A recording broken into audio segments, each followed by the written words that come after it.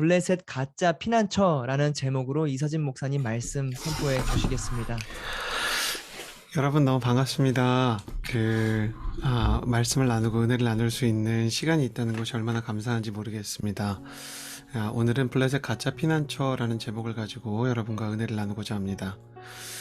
여러분 1950년대부터 미국에서 1970년대까지 미국의 커피 시장을 주도했던 것은 맥스웰 하우스였습니다. 스타벅스가 아니고요.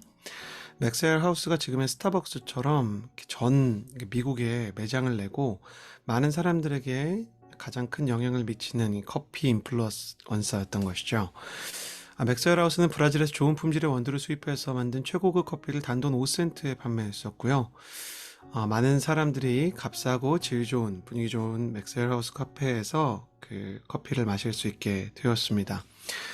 그런데 1953년 브라질의 최악의 서리가 찾아오면서 원두 생산량이 급격히 줄어드는 사고가 일어나게 되었습니다. 그러면서 커피 원두 가격은 2배, 3배 점점 치솟게 되었죠. 미국인들은 맥스웰 하우스의 커피가 그 원두 가격의 인상에 따라 급격하게 가격이 뛰는 것에 혀를 내두르기 시작했고, 고객들은 점점 맥스웰 하우스에서 발을 돌리기 시작했습니다. 대안을 고심하던 맥스웰은 원래 쓰던 브라질의 최상급 아라비카 원두를 내려놓고 질이 떨어지는 로부스타 커피 원두를 섞어서 커피를 만들기로 결정합니다. 로부스타는 아라비카에 비해서는 향이 좋지 않지만 기후변화에 강할 뿐만 아니라 생산량이 풍부해서 싸게 구할 수 있기 때문이었죠. 다만 로부스타는 쓰고 탄 냄새가 나서 아라비카에 비해 질이 한참 떨어지는 것이 문제였습니다. 그래서 맥스웰에서는 사람들이 아라비카와 로부스타를 섞으면 차이를 알아낼 수 있을지 시음회를 개최합니다. 10%의 로부스타를 섞어보고 또 20%의 로부스타를 섞어보고 퓨어 아라비카 100% 아라비카 커피를 내놓았는데, 맥스웰 하우스의 예상과 다르게 시음자 대부분이 로부스터가 섞인 커피와 100% 아라비카의 차이를 전혀 구별하지 못했습니다. 맥스웰은 이 시음회에 힘을 얻고 신이 나서 로부스타를 섞어서 신제품을 냈고요. 차이를 알아차리지 못했던 소비자들은 더 이상 가격이 오르지 않는 맥스웰의 커피를 환영했습니다. 맥스웰의 수익은 뛰었고, 이것은 맥스웰에게 정말 신의 한 수처럼 여겨졌습니다. 경영진은 서리가 내리지 않았던 1954년에도 로부스타를 조금 더 섞었습니다. 그렇게 몇 년을 로부스타의 비율을 1%, 2%씩 높여가기 시작했죠. 소비자들은 잘 알아차리지 못하는 것처럼 보였습니다. 그러나 그로부터 브라질의 커피 서리 사건으로부터 11년이 지난 1964년 맥스웰 하우스와 미국 역사 전체를 통틀어서 커피 판매가 절벽으로 떨어지는 공처럼 급감하기 시작했습니다. 저급 원두에 쓰기만 하고 탄 냄새가 나는 커피는 처음 커피를 먹는 젊은 세대에게는 매력적인 음료가 아니었던 겁니다. 이때부터 맥스웰의 심각한 위기가 찾아옵니다. 미국 전역에 커피숍을 두고 있었던 맥스웰의 점포는 하나 둘 문을 닫기 시작했는데 1980년대 초에 결정적으로 가장 좋은 아라비카 원두로 고객의 감성과 공간의 분위기까지 파는, 여러분과 제가 모두 아는 그 커피숍 하워드 슐츠의 스타벅스가 나타나면서 맥스웰 하우스 커피숍은 문을 거의 다 닫게 되었습니다. 스타벅스는 아라비카 원두만을 사용하면서 최고급의 향을 제공하는 이탈리아식 커피 압축 추출수를 미국 시장에 도입했던 것입니다. 물론 이제는 스타벅스도 일부러 타고 또 쓴맛을 의도적으로 내기 위해 로부스터를 조금 섞긴 하지만 여전히 100% 아라비카 원두, 질 좋은 원두를 공급하는 것을 기초로 하고 있는 세계적인 체인입니다.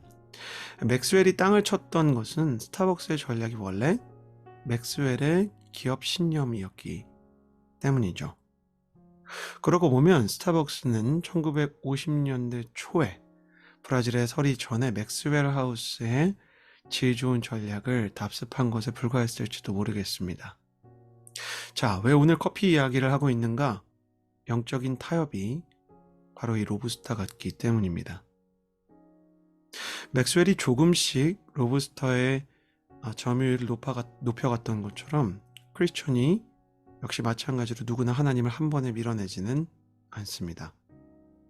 딱 한 잔만이라는 친구의 부탁을 거절하지 못하고 한 병, 두 병 술병을 비우기 시작하는 크리스천 청년들처럼 어느 날 하루에 갑자기 100사람을 미워하는 게 우리의 일상이 아니라 다만 딱 한 사람을 불편해하고 미워하기 시작한 마음이 조금씩 우리의 마음의 사랑을 녹여버리고 증발시켜버리는 것처럼, 또 선교사님께 보내기로 작정했던 후원금을 그 주에 내지 못해서 아쉬워하는 수준, 그 자리를 벗어나지 못하다가 결국은 잊어버린 척 새 옷을 사게 되는 것처럼, 타협한 로브스터처럼 서서히 우리의 영혼의 아라비카 향을 쓰고 한 향으로 없애버리기 시작하는 것입니다. 자, 저는 여러분에게 이런 질문을 오늘 좀 드리고 싶어요. 여러분 그 채팅창에 한번 써보시겠어요? 내 영혼의 로브스터는 무엇인가 한번 써보시겠어요? 여러분의 영혼의 로브스터는 무엇입니까? 무엇이 여러분의 영혼에 쓰고 탄 향을 만들고 여러분에게 타협의 손길을 유혹의 손길로 바꿔가고 있습니까? 성경에서 우리는 다윗의 모습을 통해 하나님의 기름 부으심을 받은 사람의 특징을 보고 있었죠. 감사하다고 해야 될지 혹은 안타깝다고 해야 될지, 위로가 된다고 해야 할지 아니면 눈물이 난다고 해야 될지, 오늘 다윗은 우리와 똑같이 이 타협의 로브스터로부터 벗어나지 못하고 결국 자신의 영혼에 영적인 기름 부음의 점포를 조금씩 닫게 되는 비극을 초래하게 됩니다. 다윗은 어떻게 조금씩 타협의 로브스터에 중독되게 되었는지 말씀을 통해 다윗의 안타까운 타협 3가지를 살펴보도록 하겠습니다. 사무엘상 27장 1절에서 2절입니다. 다윗은 속으로 생각했습니다. 이러다가는 머지않아 나는 사울의 손에 죽게 될 것이다. 내가 할 수 있는 최선의 방법은 블레셋 사람들의 땅으로 도망치는 것이다. 그러면 사울이 이스라엘 안에서 나를 찾기를 그만둘 것이고, 그렇게 되면 나는 그의 손에서 해방될 것이다. 그리하여 다윗과 600명의 군사들은 길을 떠나 가드왕 마옥의 아들 아기스에게로 갔습니다. 너무 안타까운 모습이죠. 다윗이 승부수를 던집니다. 다윗의 승부수는 뭐였냐면, 다윗의 불어난 다윗 패밀리라 그럴까요? 아니면 다윗이 아둘람 동굴에서 처음으로 동역자가 생겼기 때문에 아둘람 패밀리라고 할까요? 600명의 동역자, 여자와 어린아이를 제외한 숫자이기 때문에 여자와 어린아이까지 하면 너끈히 한 1200명은 넘어설 것 같은 이 사람들을 데리고 충청남북도보다 더 작은 유대 광야에서 도망을 치는 건 불가능하다고 생각이 되기 시작했습니다. 발각이 되지 않으려면 소수정예로 움직여야 되는데, 사울이 보기에도 1500명의 사람, 1200명의 사람이 왔다 갔다 그 좁은 땅에서 흩어져 있는 것은 정말로 언제든지 발견될 수 있는 위협이 있다고 생각됐던 것이에요. 그래서 다윗은 600명의 동역자와 어떻게 하냐면 블레셋으로 망명하기로 작정합니다. 다윗은 이 생각이 떠오르자마자 이렇게 생각했어요. 와, 이게 정말 최선의 생각이다. 내가 블레셋 사람의 땅으로 도망치면 지금도 많은 그 정치적인 망명가들이 다른 나라의 국경을 넘는 것처럼요, 아프가니스탄의 대통령이 가장 먼저 다른 땅으로 피난을 갔던 것처럼, 그렇게 되면 사울이 블레셋은 함부로 뒤질 수 없으니까 찾는 것을 그만둘 것이다. 다윗의 말처럼 정말 사울은 블레셋으로 간 다윗을 추격하기를 멈추게 됩니다. 다윗은 그렇게 되면 내가 그의 손에서 해방될 것이라고 생각했던 것이죠. 강력한 군사력으로 무장한 블레셋으로 간다면 전면전을 각오하지 않고는 제 아무리 한 나라의 왕이라고 해도 타국의 영토에 들어가서 다윗을 암살하는 것은 어려울 것이다 생각했던 것이죠. 다윗은 이 생각을 하면서 기존에 없었던 모습을 보여줍니다. 여러분, 그게 뭔지 아세요? 이러다가는 머지않아 사울의 손에서 죽게 될 것이다. 내가 할 수 있는 최선의 방법은 블레셋 사람의 땅으로 도망치는 것이다 라는 대안 이전에 속으로 생각했다라는 표현이 나와요. 이 표현은 다윗의 광야 생활 중에 처음 나온 표현입니다. 여러분 채팅창에 써보시겠어요? 생각이 기도보다 빨라진 다윗. 다윗은 항상 기도하고 생각하고 움직였어요. 그런데 이제는 생각이 기도보다 빨라졌습니다. 별것 아닌 차이인 것 같지만 사실 다윗의 신앙에서 하나님이 주인 자리에서 그 왕좌를 비워주는 사건이 된 거예요. 다윗과 다윗의 600명의 사람들은 이제 하나님을 왕으로 섬기는 민족이 아니라 다윗을 왕으로 섬기는 민족이 되었던 것입니다. 신의 한 수처럼 보였던 이 다윗의 선택은, 사울로부터 그를 자유롭게 했던 다윗의 선택은 사실 인간의 승부수였던 것입니다. 저는 이 말씀을 읽을 때마다 소름도 돋고 사실은 회개가 됩니다. 저희 MC들이나 교역자들은 생각이 빠른 인물 하면 아마 저를 떠올리지 않을까 생각합니다. 전 참 생각이 많아요. 두통이 너무 심해서 병원에 갔더니 남들보다 생각의 양이나 두뇌 활성화의 비율이 너무 높고, 두뇌를 쓰는 비율이 정밀 검사를 해보면 너무 높다. 그러니까 그걸 칭찬이라고 이야기를 해주신 건데, 사실 저는 약간 웃으면서도 섬찟했어요. 그것은 하나님보다 빠른 저의 생각의 증거 중에 하나였기 때문입니다. 여러분, 기도라는 책을 쓴 리처드 포스터는 이렇게 얘기했습니다. 사단의 전략은 언제나 조급합니다. 여러분 한번 써보시겠어요? 사단의 전략은 언제나 조급합니다. 그래서 이 조급함을 통해서 사람의 영혼 가운데 타협의 로브스터를 슬그머니 집어넣는 것이죠. 여러분, 요나가 욥바로 가서 하나님이 원하는 니누에가 아닌 반대쪽 다시스로 가는 배를 타려고 할 때 성경에 뭐라고 써있냐면 마침 배를 만났다, 이렇게 얘기합니다. 우리는 뭐가 잘 풀리고 뭐가 마침 준비되어 있으면 그게 다 하나님의 것이라고 생각하죠. 그러나 당신의 그 기가 막힌 우연과 축복에 기도도 없고 하나님을 향한 예배와 하나님을 존중하는 순종의 의지가 없다면 사실 그것은 사단의 조급함일지도 모르겠습니다. 채팅창에 써주시겠어요? 첫 번째 떠오른 생각을 의심하라. 기도를 하지도 않았는데 첫 번째로 떠오른 기가 막힌 생각이 있다. 그러면 하나님의 생각과 멀 가능성이 매우 높습니다. 주님, 내가 지금 하고 있는 이 생각이 축복의 길인 것 같고 기가 막힌 신의 한 수인 것 같은데 내가 정말 하나님의 길을 가고 있는 것이 맞을까요? 여러분의 마음 가운데 마침 이 말씀을 들으면서 생각난 잘못된 선택이나 너무 조급한 결정이 있었다면 기도하면서 하나님께 다시 왕좌와 왕권을 내어드릴 수 있는 사람이 되기를 바랍니다.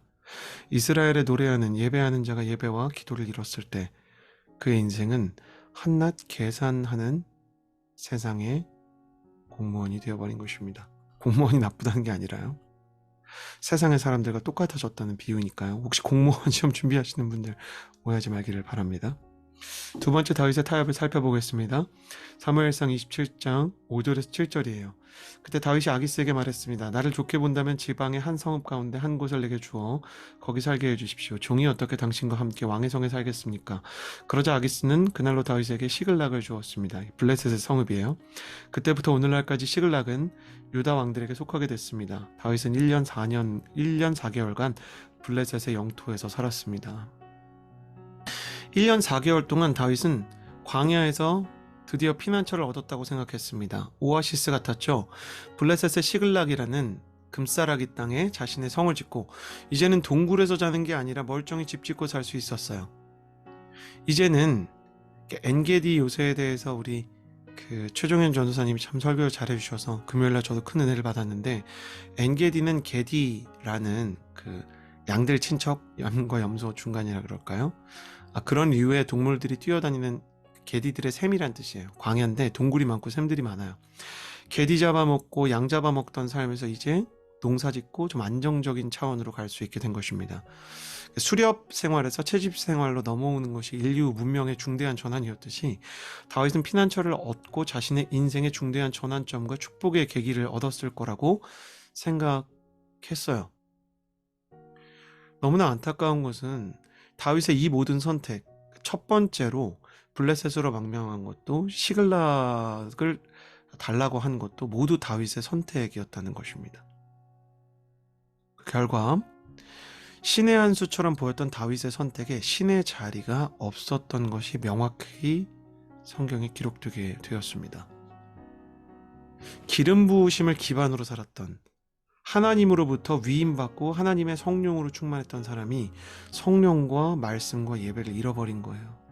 여러분 거듭 말씀드리지만 세상 사람들이 가장 불쌍한 게 아니고요. 하나님을 믿는데 기름 부음이 없고 교회는 다니는데 예배를 드리지 않는 사람, 쉽게 말하면 종교의 형식만 가진 종교인이 가장 위험한 것입니다. 여러분 채팅창에 한번 써보시겠어요? 내 인생에 가짜 피난처를 의지하고 있지는 않는가? 내 인생이 가짜 피난처를 의지하고 있지는 않은가? 여러분의 인생의 로브스터, 여러분의 인생의 가짜 피난처는 무엇입니까? 다윗에게 하나님은 이제 시글락이 되었어요. 다윗의 안전과 다윗의 생명은 하나님이 아니라 시글락이 지켜줍니다. 다윗의 방패는 이제 여호와 하나님의 성령이나 기름 부으심이 아니라 블레셋의 군사력이 되었습니다. 여러분, 여러분의 학벌과 여러분의 능력과 여러분의 재능과 여러분의 경험과 여러분의 관계와 여러분을 지지하는 사람들이 여러분의 피난처가 되었습니까? 두려워하십시오. 내일 나누게 되겠지만 이 시글락의 피난처에서 다윗은 인생에서 가장 큰 위기 중에 하나를 경험하게 되기 때문입니다. 사사시대를 따라가는 다윗이에요. 사사시대가 하나님께서 분명히 모세와 여호수아의 시대에 그 세상 사람들과 싸우라고 말씀하셨는데 그들은 그곳에 살면서 그들의 여자들과 자신의 남자들이 결혼을 하고 자신의 딸들을 그들의 남자들과 혼인 맺게 해서 그들이 되었다라고 얘기합니다. 여러분, 가짜 피난처를 의지하면 반드시 사사기 혹은 시글락의 다윗처럼 증상이 나타나는데 세상 사람 닮아가게 되어 있습니다. 세상 사람 좋아하는 돈과 명예를 쫓게 돼 있고 세상 사람이 좋아하는 노래와 문화가 여러분의 인생의 전체가 됩니다. 세계관은 오염되고 감성은 흔들리고 의지는 박약해지는 것이죠. 만약 여러분의 생각이 세상의 세계관으로 가득하다면, 여러분의 감정이 세상처럼 휘청인다면, 여러분의 의지가 박약해서 쉽게 탈진이 온다면 내 인생의 시글락이 어디인지를 점검해 볼 때입니다. 자, 마지막 말씀입니다. 사무엘상 27장 8절에서 10절입니다. 그때 다윗은 군사들과 함께 구술 사람들과 기르스 사람들과 아말렉 사람들을 습격했습니다. 그들은 옛날부터 술과 이집트 땅에 걸쳐 살고 있었습니다. 다윗은 그 땅을 공격해 남녀를 가리지 않고 한 사람도 살려두지 않았습니다. 그러나 그곳에 있는 양과 소와 나귀와 낙타와 옷가지들은 챙겨두었습니다. 그러고 나서 아기스에게로 돌아가면 아기스는 오늘은 어디를 습격했느냐 하고 물었고, 다윗은 남부 유다와 여라무엘입니다. 여라무엘 그리고 겐 사람들의 남부입니다 하고 대답하곤 했습니다. 자, 다윗을 보면서 너무 안타까운 건 여러분 채팅창에 써보시겠어요? 다윗 정치가가 되어가다. 여러분 이게 얼마나 안타까운 일입니까? 하나님의 사람 다윗이 그저 그런 정치가가 되기 시작했어요. 하나님의 사람 다윗이 정말 세상 사람들의 리더가 되기 시작했어요. 여러분 너무 프레시한 사람이었는데 정치인이 되면 이상해지는 사람이 있죠. 회사에 들어와서 일은 안 하고 정치인을 하는 사람,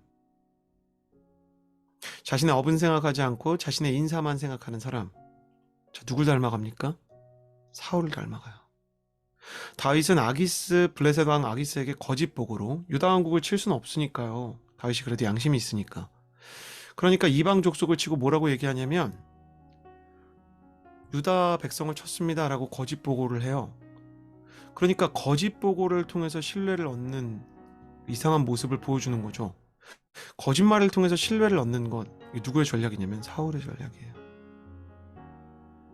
그리고 이방 족속을 치고 그 이방 민족의 전리품들은 그대로 가져오는 것, 사울의 모습입니다. 정말 끔찍하죠. 하나님을 등지고 정치가가 되어서 하나님께 버림을 받았던 어제의 사람 사울과 다윗이 데칼코마니처럼 닮아가고 있는 것입니다. 여러분, 다윗은 괴물 사울에게 쫓기다가 점점 사울을 닮아가는 안타까운 운명에 놓이게 되었어요. 여러분 채팅창에 꼭 써주시겠어요? 그 변치 않는 영적인 진리입니다. 원수만 생각하면 안타깝게도 원수를 닮아간다. 여러분 이게 너무 안타깝지 않으세요? 다윗은 점점 그의 영혼의 빛과 그의 영혼의 가장 큰 아름다움을 잃어버리기 시작했어요. 원수와 싸우다가 원수가 되고 괴물과 싸우다가 괴물이 되었던 안타까운 운명에 처하게 된 것입니다. 자, 오늘 우리 영혼의 타협에 대해서 왜 계속 얘기하는가? 우리가 건강에 대한 뉴스를 보면 반드시 이 질병의 증상들을 얘기하는 것과 마찬가지죠. 하나님께서는 우리를 살리시기 위해 우리를 진단하고자 하는 것입니다. 그분은 우리를 정죄하려는 것이 아니라 우리를 치료하기를 원하십니다. 다만 치료를 위해 우리 병의 증상과 우리의 무너져가는 건강들에 대해 경고하시는 것이죠. 이 밤 우리의 영혼 가운데 하나님의 진단에 대해 열린 마음을 가질 수 있다면 주님의 치료가 시작될 것입니다. 가짜 피난처가 아닌 하나님을 신뢰하십시오. 블레셋이 아닌 내일의 기름 부으심에 여러분의 인생을 거십시오. 다시 다윗의 장막 앞에서 내일의 기름 부으심의 사람, 왕과는 없어도 기름 부음을 지키는 하나님의 사람으로 서시기를 바랍니다. 함께 기도하며 나아가겠습니다. 이 시간 하나님 앞에 기도하며 나아갈 때 우리 간절히 이렇게 기도하면 좋겠습니다. 하나님, 내 인생이 정말 무너져 내려가지 않게 되기를 바랍니다. 나의 인생 가운데 타협의 로브스터와 가짜 피난처를 향한 다윗의 무너져 내린 마음이 있다면 주님을 향한 온전한 신뢰와 주님을 향한 온전한 집중력을 다시 회복하게 하여 주옵소서. 주께서 우리 영혼의 영적인 집중력과 예배의 중심을 회복시켜 주시기를 원하는 마음으로 함께 기도하며 나아가겠습니다. 기도하겠습니다.